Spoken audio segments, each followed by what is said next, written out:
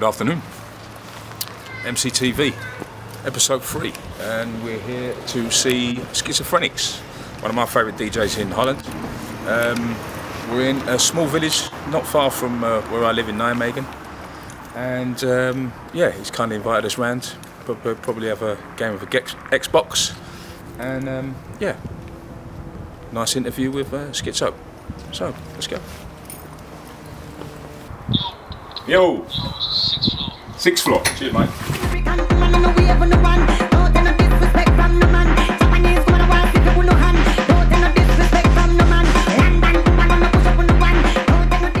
Skizo, thanks for having me, mate. Yo, you're always welcome, man. Long time no see. Big things happening, mate. Big things happening, yeah. A lot of productions, a lot of music coming out. Different kind of things. Doing some cool festivals in Holland. So yeah, I'm pretty excited. Yeah. Now, the first time I met you must be nearly 10 years ago. Yeah. And your sound was always a little bit of this, a little bit of that. Has it changed much in how you present it, or is it you kind of defined as? Yeah, it hasn't changed much. Of course, the sound changed a little bit, but I think the way I try to put it in my sets, and a little bit of this, a little bit of that. So I think that still remains the same. And that is also happening with productions then, of course, I guess. Yeah, of course. And I mean the electro music changed. Everything got a little bit more harder, a little bit more flatter, and the same with the house music. Got a little more deeper, and still I'm trying to bring like everything together in one set. It's like being eclectic, but with different kind of dance musics. Not really going really. Of course, I can play a little bit of hip hop as well sometimes, but. And do you? Sometimes, yeah, sometimes. Do you play classics or do you? Yeah, it depends. Sometimes also the new stuff, but yeah, I have to read the crowd and to see if the crowd will dig it. Yeah. And then it's for me just to go on that way. So talking about the crowd, you know, last few years you've obviously gone a bit more international. You have regular gigs in Italy and things like that. Has the scene changed, or at least the atmospheres in the clubs and in the festivals in Holland? Have you seen the atmosphere change? I mean, we know it's kind of, how you say in Dutch, verwend, you know, spoiled. The Dutch is a little bit spoiled. Do you notice that yourself? Compared to them playing abroad and seeing the difference in the atmospheres? Yeah, but of course it changes, but I think it's normal that it has to change. People have to. I mean, the music changes. The DJs always try to invent new things, new kind of music, and this will always sound in the beginning a little bit strange for the crowd, you know. So they have to get into it, and once they get into it, and they chose for the style, because now you see the youth will always try to find a genre where they really get into it. You know, it's not like, okay, now I'm going to the club and yeah, we'll have a good fun and the DJ will play somewhere back in the corner, and now they really go to that specific DJ, to that specific show, or to that specific genre of music. And yeah, I think the crowd still gets pretty wild in Holland. Production-wise, yeah. Now, over the years, you've worked with, everybody knows him for Oliver Twitch, you used to work with. Yeah. A lot of solo stuff. Recently now working a lot with Jeff. With Jeff de Bleu, yeah. Now, we all know, or at least most people should know, the 2 Pills I Was Rushing. Yeah. Which was huge for you. Avicii picked up, ran with it for his whole tour last year, still dropping it occasionally, of course. Yeah. But you've got loads of new music coming. What's the Respect the Woman was kind of the next. It wasn't the next track after that. But was that? It was a different kind of track. Yeah. It wasn't like really the follow up on Russian. No. It was something different that I wanted to bring back in my kind of. But that also got picked up by Yeah. a few of the big boys, and they went running with it as well. So how's it been with you and Jeff? Have you got lots of other plans? I know you've got an alias, haven't you, for your for another? Yeah, we got a lot. We got so many tracks. I mean, most of them are finished, but they still need a little bit work on it. And so if we sit down, we're supposed to finish the tracks, Yeah. but we always start making new tracks. And now we're trying to finalize everything and to finish all the tracks and to get it out on labels. And I'm talking about like maybe 12, 13 tracks. Wow. And, but the alias you also have for the deeper. Yeah. We started a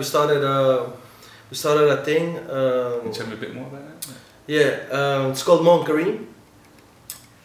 Actually, we started it in South Africa. I was Jeff was staying in South Africa for like 6 months, and I went over there to do a couple of gigs, and then we started music. But we were really into a housey vibe and into the deep house stuff that was coming out in that kind of time. That was like 1.5 years ago, with guys like Duke Dumont bringing out really fresh tracks, and we had a laptop and we just started making tunes on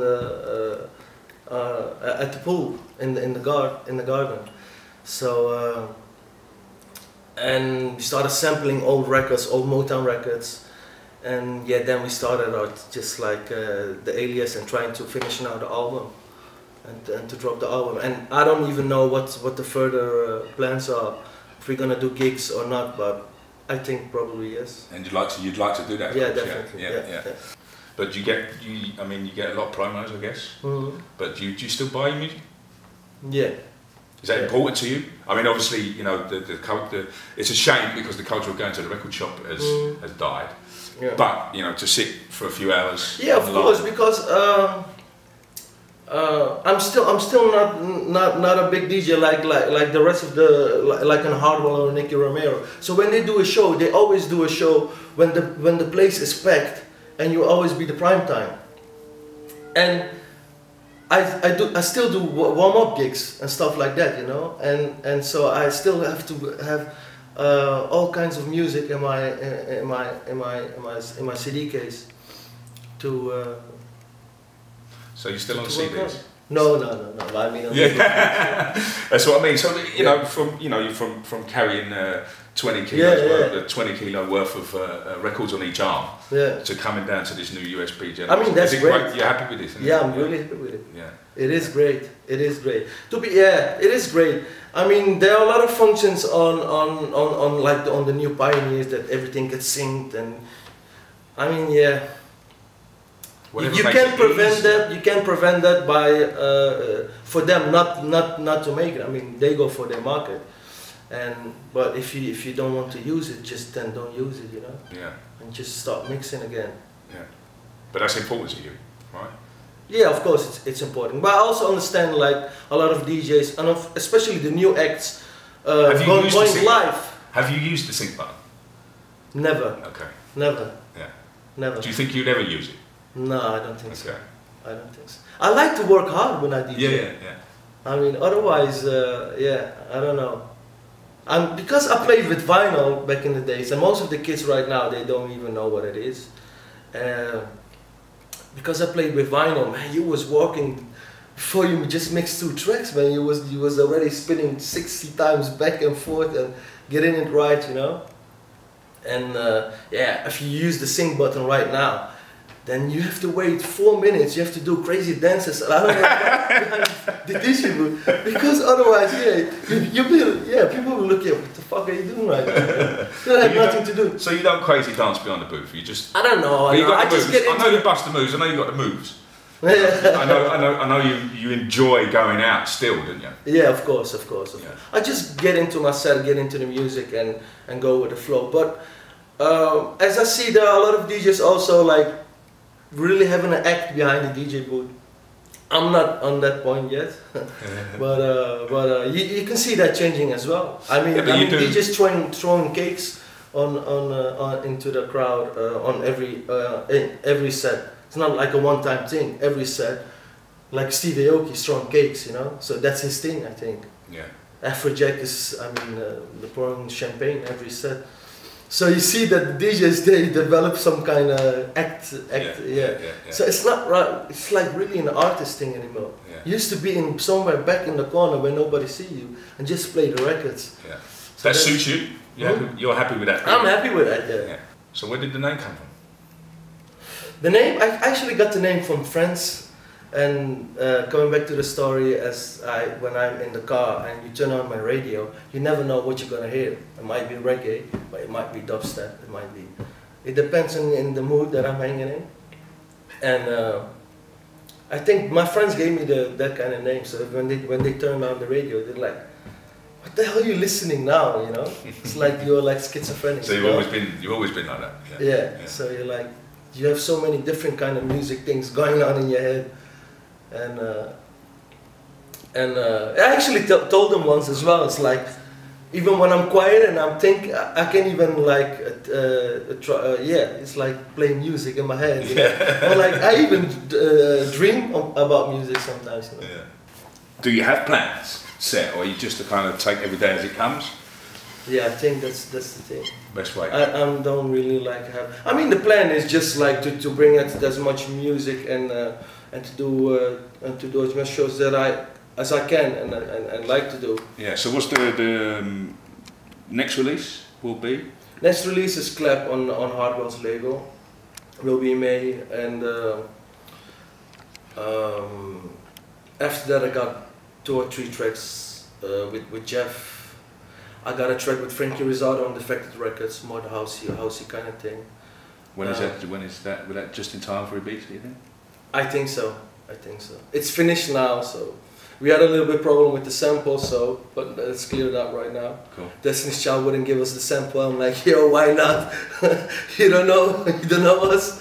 No, but so that's cleared out, and I got a track with Major Lazer, so that's gonna be after the summer.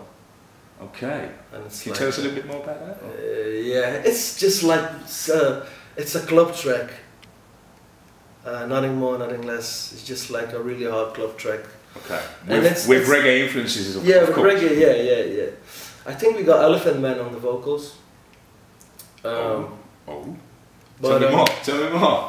But it's finished, it's done, and okay. But it's because of the album. The album of Major Lazer just out, so there's gonna be some times. Yeah. So we'll be a single release then, of course. Yeah. Wow. Cool. Yeah. So that's gonna be cool. Matrix has always been kind of a home. Yeah, definitely. For you. Yeah. Queen's Night. Yeah, doing Queen's Night with Steve Aoki in the Matrix. Have you played with Steve before? No. Okay. Are you looking forward to it? Yeah, definitely.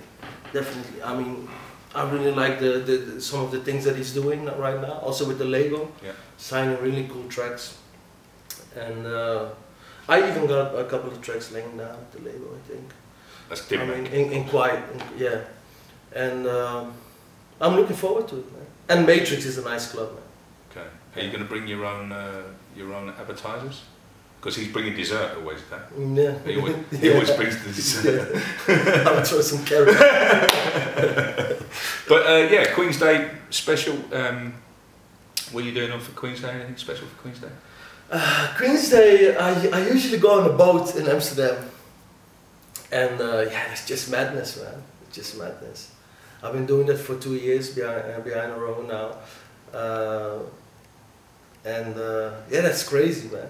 Going into the Prinsengracht, and the boat is from a friend of mine who also owns a club in Amsterdam, and it's like for 60 or 70 people, and the DJ booth is nice, the sound is nice on the boat. So you just soak up the atmosphere all day long. Yeah, it's just and soak up some alcohol as well. Yeah, it's just one party. Yeah. But I've been doing like 3 gigs on Queen's Night, so. Where are you gonna be Queen's Night? Yeah, I'm gonna be in Matrix. I'm gonna be in Os. I'm gonna be in Amsterdam. Okay. Whereabouts in Amsterdam? Bungalow 8. Bungalow 8. Yeah. Okay. Apple or BlackBerry? Apple. Okay. H&M, H&M, or Hugo Boss? H&M. Blonde or brunette? Ooh. I think brunette. Do you have a bike? No, I don't have a bike.